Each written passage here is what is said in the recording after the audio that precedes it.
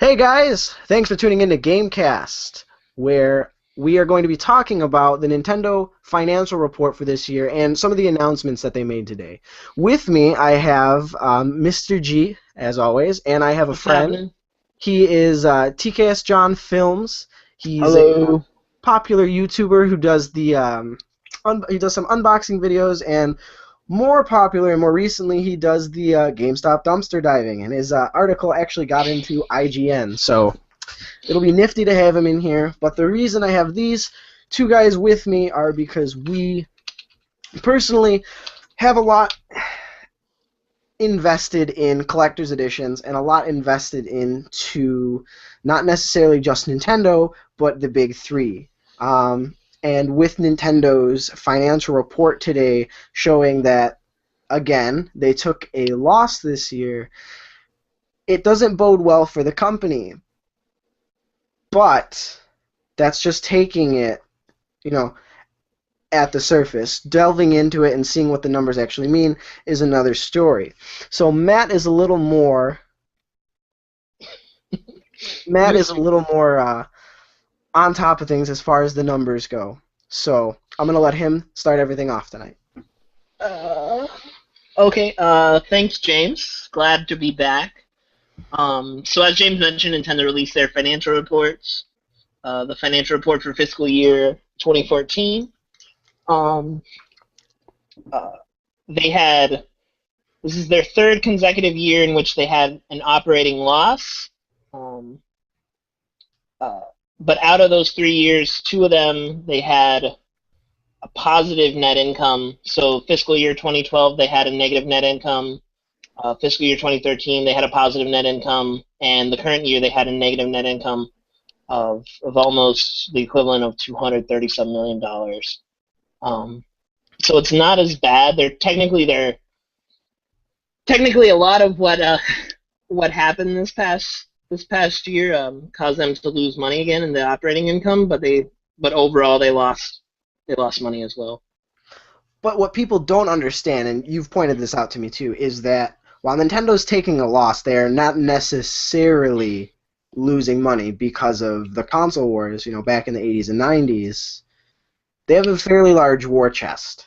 So, Yeah, so they still have, what is it, like a trillion yen in yeah, like 1.4 trillion yen in assets still available. So it's not like they're very solvent at this point, or very insolvent at this point.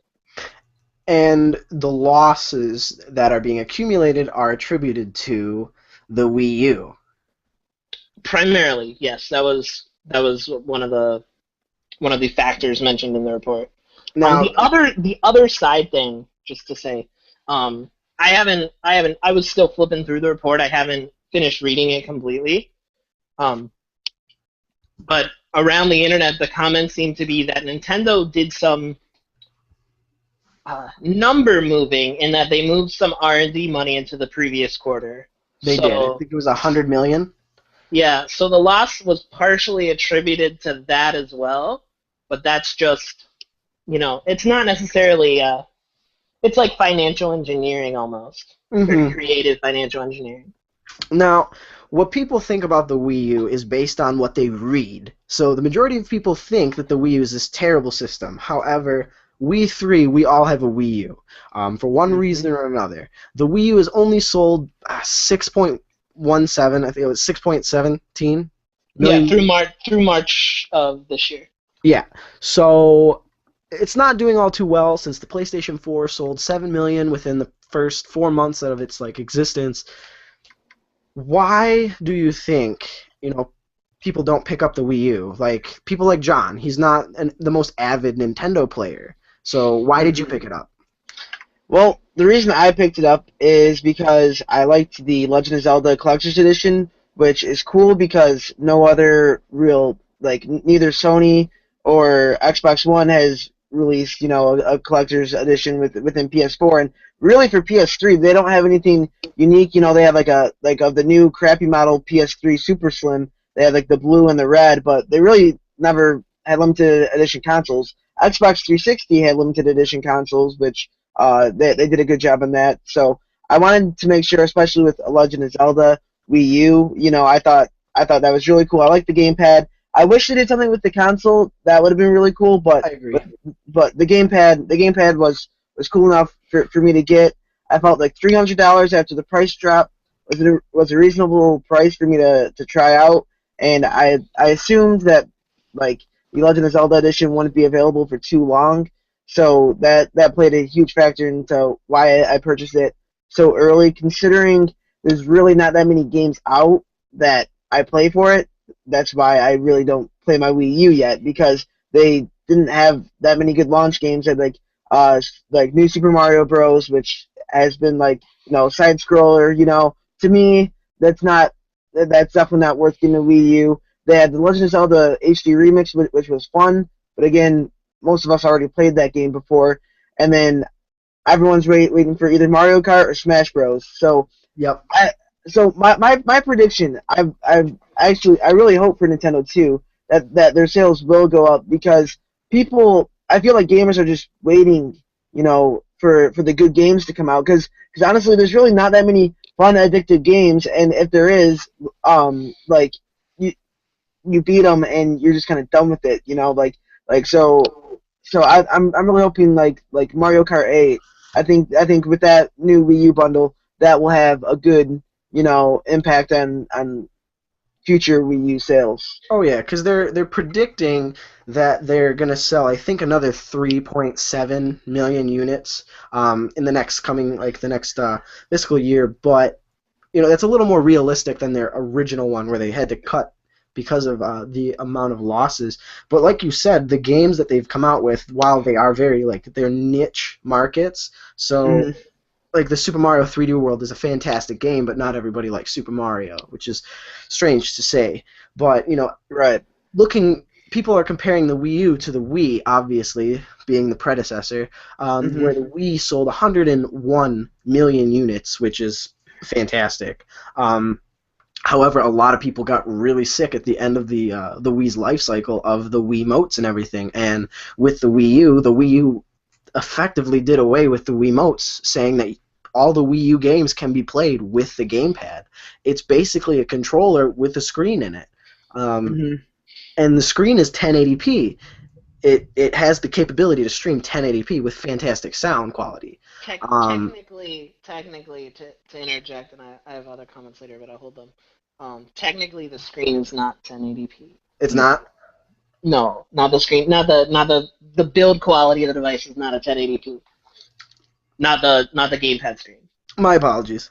And not only that, but all of the real flagship seller for Nintendo is the 3DS. Right now, it's only sold 43 million units as of March 31st, but they're projected to sell, I think, another 12 or 10 million of them with the coming year, and this is where we come into the big announcement for the day.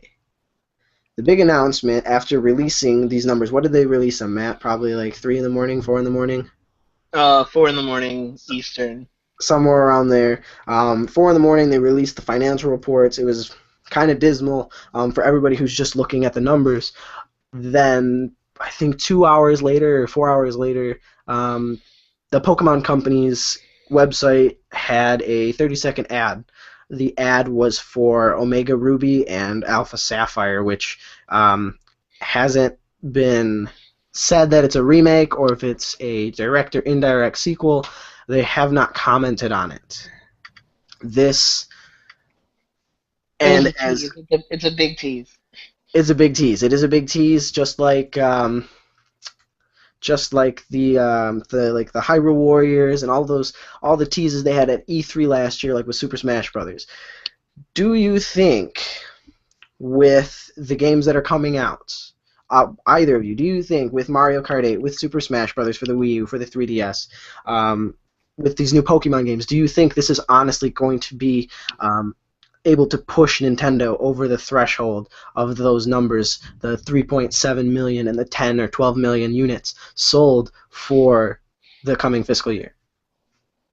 Well, I personally think, I mean, because they greatly reduce, how many they originally thought they were. I feel like they have a very realistic number they do because these games will impact, the number of Wii U's for sure. 3DS, I'm not sure because there's a lot of good 3DS titles already out, and like Pokemon X, Y, Animal Crossing. That's what got me my 3DS was the new Animal Crossing and Luigi's Mansion, another game that really got me to get a 3DS. I feel like 3DS, like there's really not too many more games on 3DS or 2DS, whichever one you wanna prefer. I really don't feel like any upcoming games is gonna boost the sales in that. I mean, because they already released Pokemon X and Y, which were really cool, very fun, and the new Sapphire and Ruby. I feel like will boost the sales, but not very tremendously. However, again with the Wii U, I feel like Smash Bros. There's anyone who hasn't got a Wii U is gonna get that was kind of interested but never got one. I really feel like after the Smash Bros. Release this winter will really boost up the Wii U sales, especially around Christmas time, because obviously that's the best time for gifts and whatnot. Okay. Yeah, but we're not. We don't really know if Smash Brothers will be out by then. Winter Right. 2014 stretches into the early parts of 2015. Yep, that's true. And if I was Nintendo, I'd definitely try and get it before Christmas time if they wanna meet those sales. Obviously, you don't want to rush a game like that, but you definitely wanna get it out before Christmas time and get some kind of Super Smash Bros. Bundle that you can just buy with the game included, kind of like they did with Legend of Zelda or New Super Mario Bros. Or now with the Mario Kart 8, something of that standards. And to go off of like the Nintendo financial report, the Wii U sales can partially be contributed to a lack of advertising, or better said, a lack of proper advertising. Their marketing push was yes. And it was very. I mean, this is only from personal experience, and Matt, and I don't know about you, John, but I've had people who didn't really know what the Wii U was about, or they had this opinion that the Wii U was horrible, but I got them to try it at one of my Street Pass events, at GameStop, at Best Buy, at Target, wherever there was a Wii U. I was like, hey, just check it out when you're there. And they didn't know the gamepad wasn't an accessory you bought for your Wii. They didn't know those things. So when they tried it, they actually, liked it. Whether or not they went out and picked it up, some did, some didn't. I won't say that it was like a surefire thing, but it just seems that Nintendo kind of dropped the ball on telling people how special the console is and what it can do. Well, it's so when the Wii U was first unveiled, people were saying, "What does the box look like?" It's like we see what this controller looks like. It's like the controller looks cool, but what is the actual box like? And Nintendo's saying back then was that it doesn't really matter what the box looks like. The box is just, the box is the man behind the curtains. Mm-hmm. And that's sort of been how they've been playing it for the last year and a half. You've started to see more emphasis, but even in the marketing, it's really hard to market the values of the gamepad. Yes. I remember my big thing about that, and not a lot of people focused in on that, is the technology that's inside there. Because you're taking that box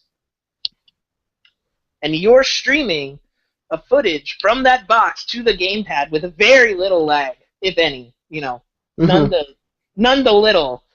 That is a technological feat. But nobody seems to know that. Nobody seems to know that you can take nobody seems to care. Yeah, you can take your gamepad 100 feet away, and it'll still work perfect. In ideal conditions. Ideal conditions, yes. Assuming you don't have piping going through, your entire house. It can work. I mean... It's 30 feet. 30 feet's the recommended. Yeah. Just the things you're able to do, like Google Street View. If you haven't used it on your Wii U, John, I would suggest it. I don't know if it's free to download anymore. It was free to download. Yeah. It's basically Google Street View, but you do it with the gamepad, and it uses the gyroscopic sensors, so you can move the gamepad around and everything. It's a fantastic feature, and you can Sorry. No, continue. Oh no, I was piggybacking on that, but it's it's that asymmetric aspect, and that's really hard to see unless you experience in person. It is. It Um, is. James puts on street pass events in the Metro Detroit area, and one of the games that we like to play is We Party You, Fantastic. which is fantastic. It's a Mario Party like S game, just without Mario and friends. But it has a bunch of good mini games that can show off the gamepad solo, can show off the gamepad and the TV, and can show off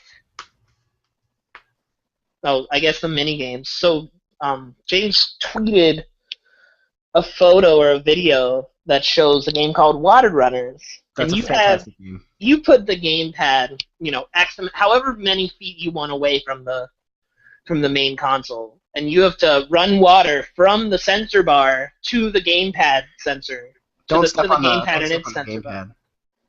Yeah. So like that's really fun, and especially it's even funner when you're playing in a group and there's competition. But it's those type of experiences. Like one of the ones that were always seemed to get good reviews from Nintendo Land. Yes. Was a Wii U launch title, and if it didn't come in your box, you can find it wherever your games are sold. Was Mario Chase, or I think it was Mario Chase. Title's escaping me, but I think it was something like that. Yeah. That game also used the asymmetric gameplay to accomplish that. To accomplish a different type of gaming experience, and that is historically what Nintendo's been about, is that different type of game experience, primarily in a local multiplayer-based environment. Yeah, it's been about innovation. Although, when people get innovation, if it doesn't sit right with them, they go back to, reverting to the I'm not going to say obsolete, but... Yeah, to revert back to what they know and what they're used to. Yeah. But it's always been the trademark too, is that when you picked up that Wiimote, you knew how to use it. It's like, I'm just gonna play around with this and flail my arms.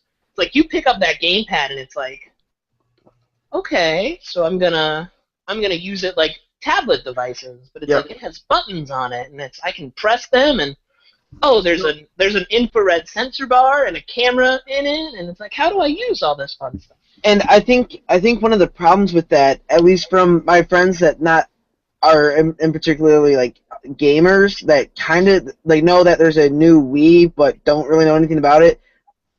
From everyone that I've talked to about it, they all assume they don't know there's actual box. They don't know there's a console. They all think that gamepad is the Wii U. Yep. They don't realize there's an actual console that goes with it and other controllers that you use. And really, I think that. That's one thing that's hurting the sales of Nintendo, is because people are thinking, well, I could get a 3DS or a DS if I wanted to do so, and it's just a little bit smaller with not as big of a resolution. Well, why would I want to always have this Nintendo tablet to take around when it's not the case at all? That is the controller, and Nintendo didn't do a good job showing, the difference. I mean, obviously for us gamers, we realize that, but for the people who aren't that knowledgeable about it, they just see the gamepad and they're like, oh, wow, it's just like a giant Nintendo tablet, Yeah. Why am I interested in that? And that's one thing that I feel really hurt Nintendo's sales when it comes down to the Wii U. Well, I'm in retail sales, specifically video games, and when the mom and pop come in and they have no idea what to get their kid for Christmas, but they want to play Mario, and I tell them, it's the Wii U, and I have to walk over there, and they're like, I have to explain step by step what the pad is, how it integrates with everything, and I have to emphasize it is not an accessory. You open up everything that is in that little Nintendo pamphlet that they give you, and you honestly have to walk them through, because there's no TV advertising, there's no magazine advertising. If there is, it's really little, it's really subtle, and it's them holding the gamepad, and you don't really see the Wii U box. It's probably the differentiation between the pad and the box as being one item. I mean, their advertising exists. It just exists where you would expect to see it, their primary target audience is, those under the 18 demographic and their parents, and you see the ads on the Disney Channel or on Nickelodeon, or integrated experiences that features those type of characters that that kids can relate to. So what we covered was the difference or the differentiation between the Wii U, how that can boost the sales of the system itself. Well, John went out and bought the Legend of Zelda Gamepad Edition Wii U that came with, obviously, Legend of Zelda HD, Wind Waker, and it came with the Hyrule Historia. It was a collector's edition system. Do you think if they made a collector's edition Super Smash Bros. Wii U, or a Super Smash Bros. 3DS, or a Mario Kart, Wii U, or a new Pokemon 3DS, like they did the X and Y versions, do you think the special edition systems help, or are they just a waste of money for Nintendo? I would ask the person that buys the special edition systems. That's not the point. I'll get to that in a moment. But, like, John, you're with me in this. Yes. I mean, I really don't think it hurts. I feel like when you're making a special edition console, you gotta limit them and make sure everyone who knows that they're pre-ordering one, they know it's limited. Like your Pikachu 3DS, for instance, that was extremely limited. Those sold very quickly. Now the Legend of Zelda Edition Wii U, turns out they made a lot of them because you can still buy them, and especially for like Legend of Zelda, which everyone loves Legend of Zelda. Whoever wanted one got one, and now there's like kind of like an excess amount where I feel like that kind of hurts the value when you make too many of the special edition. I feel if you make them limited and get like attention for them, desirable, that's what will make Nintendo do well. So I mean, it's the value proposition. So take a look at the Mario Kart 8 bundle that's coming out on May 30th. That bundle is going to retail for $330, which is a $30 increase over the price of a regular Wii U, so to speak. But not only do you get the Wii U system and the game, you get a free game. And Mario Kart 8. You also, because of a separate promotion, you get another free game when you register Mario Kart 8 on Club Nintendo. You get a Wiimote, or a Wii Remote Plus, which is a $40 value, as well as a wheel, which is like a $10 or $20 value. So this bundle will hopefully get people in the door to having a Wii U because it's the most economical bundle that's there. I mean, the Skylanders bundle was technically economical because you got a $75 game, but you don't need an 8 gig Wii U. The other thing that's going to promote the sales for the Wii U, not only the system, the software for it, the Mario Kart promotion, that big one. In the UK you get 10 games, and in America you get 4. The 4 games are still fantastic. So you buy Mario Kart, and then you get a $60 game. Hypothetically, because I think up to $60 game.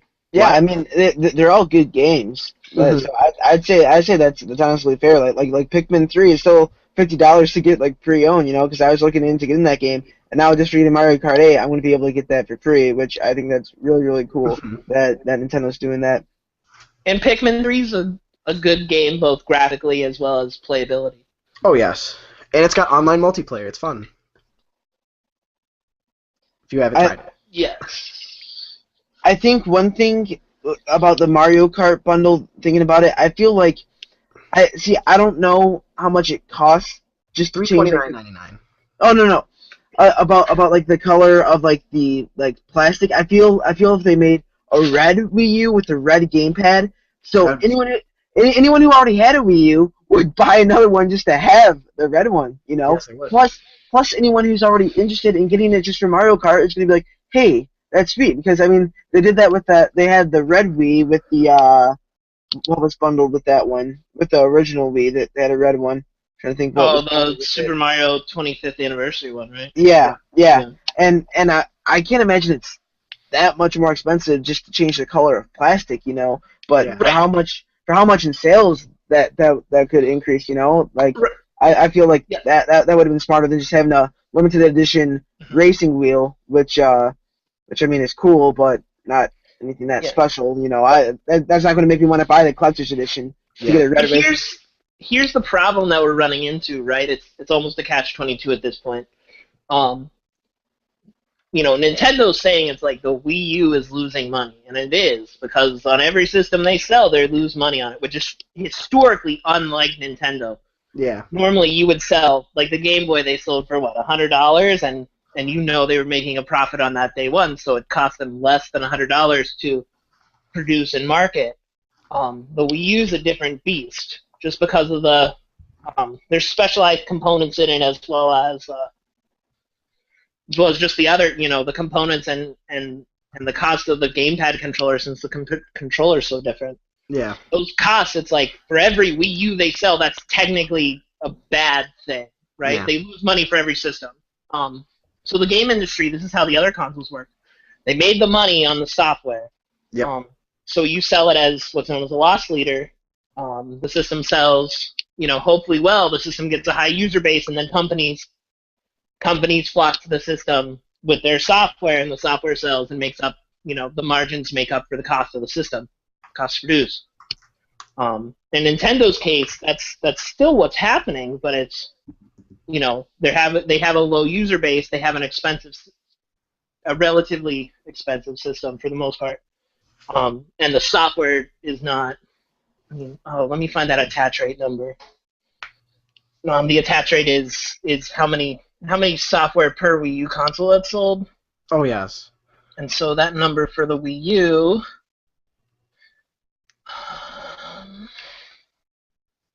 6.17 up until March, 32 million pieces of software. Excuse me. It's about a 5-game attach rate. So you would assume that it's like Legend of Zelda, New Super Mario Bros. U, Super Mario Bros. 3D World, Pikmin 3, and then something like Donkey Kong Tropical Freeze. I think I named 5.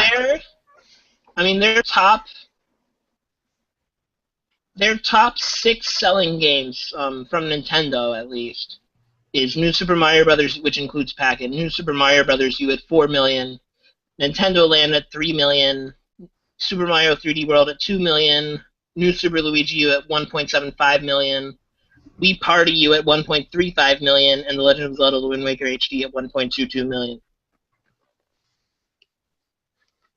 Those are the top 6 selling first-party software globally as of March 31st. All right.